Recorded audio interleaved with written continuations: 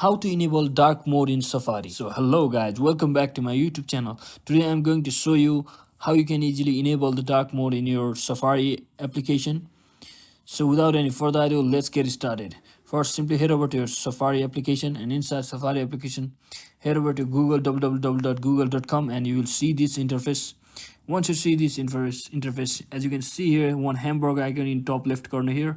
Simply click on it. Once you click on it, you will get the option called the dark theme. You can simply toggle it off and on, and once you toggle it on like this, as you can see, your dark mode has been turned on, and whatever you search from here on, it will be shown in dark. Guys, I'm doing this because the Safari application itself doesn't have its own dark mode option like this.